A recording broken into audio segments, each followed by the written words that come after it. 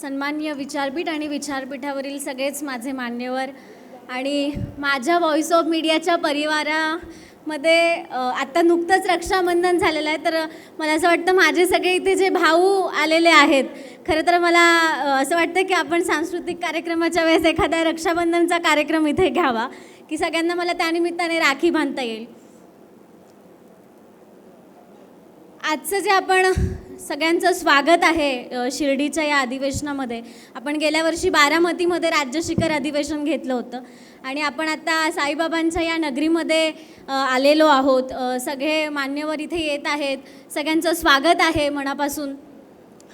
की म्हणजे काल रात्री जेव्हा सगळं नियोजन सुरू होतं तेव्हा एक काका आले की जे हिंगोलीहून आलेले आहेत, बसने ते प्रवास करून आले, त्यांचं वय 75 आहे.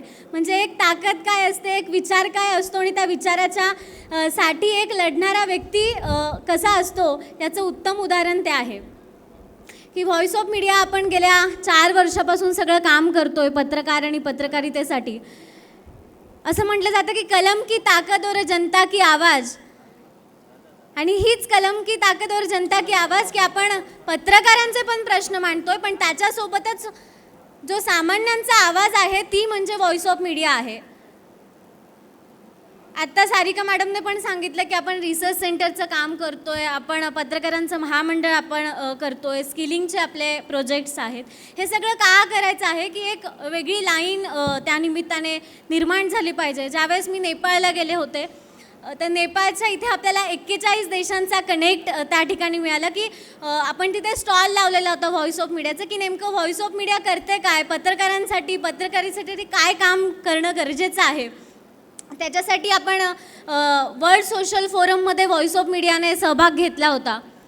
वेगळ्या वेगळ्या देशांमधले सगळी पत्रकार मंडळी त्या ठिकाणी आलेली होती आणि त्यांचं सगळ्यांचं म्हणणं होतं की हे सगळं जे काम आहे ते आमच्याकडे होतच नाही आणि आम्हालाही तुमच्यासोबत काम करायला आवडेल. म्हणजे आपण जर एक चांगला पॉझिटिव्ह विचार घेऊन जर काम करायला सुरुवात केली तर निसर्ग देखील आपल्याला साथ देत असतो, तो भरभरून आपल्याला देतो, ही त्यामागची भावना आहे. आणि तोच कनेक्ट घेऊन आता आपण थेट पूर्ण जगाच्या पाठीवर काम करायला सुरुवात केलेली आहे. आणि मला फक्त आता 41 देशांपर्यंत थांबायचं नाही आहे, तर 195 देशांवर व्हॉइस ऑफ मीडियाचा झेंडा आपण कसा लावू शकतो आणि जगावर व्हॉइस ऑफ मीडिया लोकल ते ग्लोबल आपण जो आपला आवाज आहे पत्रकारितेचा, की जो संविधानाचा आवाज आहे, तो आपल्याला शेवटच्या कानाकोपऱ्यापर्यंत पोचवायचा आहे.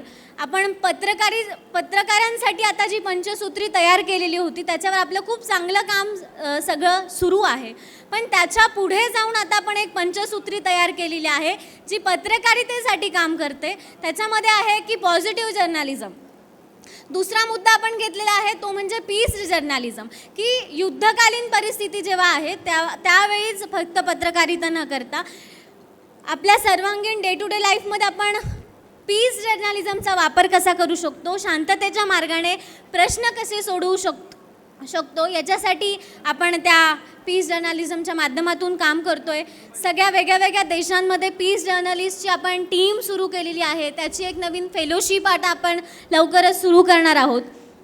तिसरा आणि सगळ्यात महत्त्वाचा मुद्दा आहे, जेव्हा मी नेपाळला होते तेव्हा PV राजगोपाल मला भेटलेले आणि त्यांनी मला असं सांगितलं की आम्ही तुम्हाला 10 काय 15 रुपये द्यायला तयार आहोत, पण आम्हाला कंटेंट खूप चांगला हवा आहे की जो सामान्यांचा आवाज म्हणून पुढे येईल, जो वंचित, दलित आणि आदिवासींचे प्रश्न, क्लायमेट चेंजसारखे जे मोठे ग्लोबल इश्यूज आहेत ते रेज करण्यासाठी सगळे पत्रकार बांधव जर पुढे येत असतील तर आम्ही तुमच्यासोबत आहोत, तुम्ही आम्हाला साथ द्या, आम्ही तुम्हाला साथ देतो, असं त्यांचं वाक्य होतं.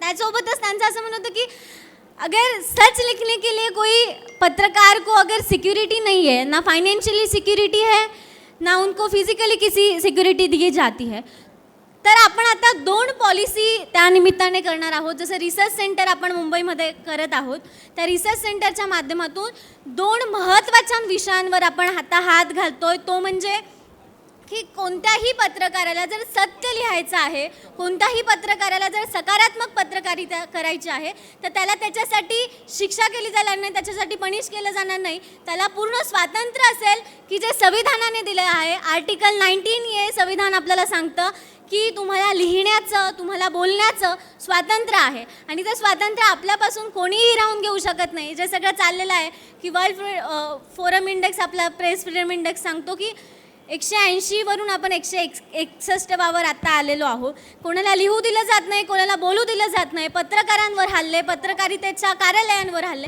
हे चाललंय तरी काय? आणि हे जर सगळं थांबवायचं असेल तर व्हॉइस ऑफ मीडिया हा एकमेव मार्ग आहे. आपल्याला सगळ्यांना एकत्रित येऊन या पत्रकारितेसाठी, पत्रकारांना वाचवण्यासाठी एकत्रित येऊन व्हॉइस ऑफ मीडियाच्या माध्यमातून संपूर्ण देशभर नाही तर आता संपूर्ण वेगळ्या देशांमध्ये काम सुरू करायचं आहे. दुसरं सगळ्यात महत्त्वाचं आहे की तिसरा जो मुद्दा आपण घेतलेला आहे, फ्रीडम ऑफ द प्रेस, जे आत्ता मी सांगितलं, त्याच्यासह आपण 2 पॉलिसी आता तयार करतोय. एक पॉलिसी की माझ्यासारखे जे नवीन तरुण पत्रकार येतात आणि त्यांना असं वाटतं की आम्ही पत्रकारितेत आलं पाहिजे, पण पत्रकारितेतील आता सगळं नकारात्मक वातावरण बघून असं वाटतं की आम्हाला तर इथे सिक्युरिटीज नाही आहे, ना फायनान्सची आहे ना काय, मग आम्ही पत्रकारितेत जावं कशासाठी? आणि हा प्रश्न जर खोडून टाकायचा असेल, तरुणांना पत्रकारितेमध्ये जर आणायचं असेल, तर 2 पॉलिसी होणं अत्यंत गरजेचं आहे की जे आपण युनायटेड नेशन्ससाठी आता त्याचं पॉलिसी डॉक्युमेंट तयार करतोय. की त्याच्यामध्ये एक असेल की गव्हर्मेंटकडून पत्रकारांना एक पूर्ण फायनान्सची आर्थिक मदत पूर्ण केली जाईल, त्या फायनान्शियली सिक्युरिटी त्यांना त्यानिमित्ताने दिली जाईल. आणि दुसरी अशी असेल की त्यांना पूर्ण स्वातंत्र्य असेल, ते लिहू शकतात, ते बोलू शकतात, जे सामान्यांचे प्रश्न आहेत त्यांना कोणी अडवू शकत नाही. ह्या 2 महत्त्वाच्या पॉलिसीवर आपण काम करतोय की पत्रकारितेचं स्वातंत्र्य अबाधित ठेवण्यासाठी आपण ह्या 2 पॉलिसी करतोय, ज्या युनायटेड नेशन्सला आपण करणार आहोत. की आपल्याला आता फक्त महाराष्ट्रापर्यंत विचार करायचा नाही आहे की माझ्या राज्याचं झालं, माझ्या जिल्ह्याचं झालं आणि मग संपलं, माझ्या देशाचं झालं आणि मग संपलं. तर आपल्याला पुढे देशांमध्ये जाऊन, म्हणजे तुम्हाला खोटं वाटेल, ज्या वेळेस मी सगळ्या वेगळ्या देशांच्या अध्यक्षांशी बोलत असते, पॅलेस्टाईनमधला एक अध्यक्ष आहे, त्याचा एकच मेसेज असतो की मॅडम मी अजून पण जिवंत आहे. म्हणजे इतकं विदारक परिस्थिती सगळी आहे की अटॅक्स होत आहेत. इस्रायलचं उदाहरण आहे प्रचंड. आणि जर हे सगळं थांबवायचं असेल तर व्हॉइस ऑफ मीडियाच्या माध्यमातून पुढाकार घेऊन पत्रकारांना आपण सुरक्षा कसं देऊ शकतो, याच्यासाठी संजीव कलकुरी जे आहेत आपले, जे ॲडव्होकेट आहेत आणि पूर्ण कायदेशीर सल्लागार म्हणून ते आपल्याकडे काम बघतात, त्यांची सगळी टीम आहे की कोणत्या पत्रकारावर किंवा पत्रकाराच्या कार्यालयावर जर हल्ला झाला तर हल्ला विरोधी फोरम त्याच्यासाठी पूर्ण वेळ आपल्याकडे काम करणार आहे. चौथी जी पंचसूत्रीमधला आपला महत्त्वाचा विषय आहे तो म्हणजे मीडिया इनोव्हेशन. की आपण डिजिटलायझेशनच्या युगामध्ये राहतोय. चॅट, AI, GPT सारखे इंटरनेटचे महत्त्वाचे जे काही रोज अपडेशन ह्या सगळ्या याच्यामध्ये येत आहेत, तर त्याच्यामध्ये माझा पत्रकार बांधव मागे न राहता तो कसा तिथे टिकून राहू शकते, या जागतिकीकरणाच्या स्पर्धेमध्ये तो कसा टिकेल आणि तिथे आपलं अस्तित्व शाबूत करू शकेल, याच्यासाठी आपण मीडिया इनोव्हेशनसारखा नवीन हे करतोय. की भविष्यामध्ये ज्या इंटरनेट असेल किंवा ChatGPT आहे, ह्या सगळ्या याच्यामुळे जे काही आव्हानं पत्रकारितेवर येणार आहे, जो प्रिंट मीडिया डिजिटल मीडियावर शिफ्ट झालेला आहे, या सगळ्याला रोखण्यासाठी आपण मीडिया इनोव्हेशन करतोय. की जर भविष्यामध्ये जर असं येत असेल तर माझ्या पत्रकार बांधवांना त्या ठिकाणी त्या मीडिया इनोव्हेशनच्या माध्यमातून इनोव्हेटिव्ह करून, स्वतःला ग्लोबलाइज करून आपण तिथे टिकून कसं राहू शकतो, आपला तग कसा धरू शकतो, यासाठी आपल्याला काम करायचं आहे. आणि सगळ्यात महत्त्वाची जी 5वी आपली पंचसूत्री आहे ती म्हणजे रिसर्च आणि रिसोर्सेस. की पत्रकारिता आणि पत्रकारितेसाठी नवीन प्रयोग काय होऊ शकतो, म्हणजे कम्युनिटी जर्नालिझम आहे. की गाव कनेक्शन्ससारखा एक व्यक्ती पुढे येतो आणि कम्युनिटी जर्नालिझमच्या माध्यमातून काहीतरी नवीन सगळ्यांचे प्रश्न, की तांड्यावरचा एक प्रश्न असतो आणि तो कायमस्वरूपी एखाद्या पत्रकाराने जर त्याची 4 ओळीची बातमी केली तर तो कायमस्वरूपी तिथं मिटतो. तर असा जो प्रयोग आहे तो आपण वेगवेगळे प्रयोग आता व्हॉइस ऑफ मीडियाच्या माध्यमातून करणार आहोत. आपण सर्वजण इथे आला आहात. आपल्या सर्वांचं स्वागत आहे. 2 दिवस आपल्याला सगळ्यांना भेटायचं आहे, बोलायचं आहे. म्हणजे हा एक मेळावा असतो की प्रत्येक तालुक्याच्या सदस्यापर्यंत खरंच खूप इच्छा असते की प्रत्येकाशी बोललं पाहिजे, प्रत्येकाला भेटलं पाहिजे.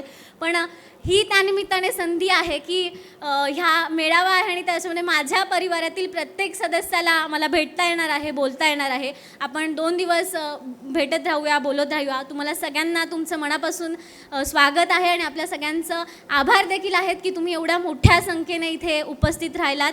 आपल्या सर्वांचे आभार आणि धन्यवाद. थँक्यू.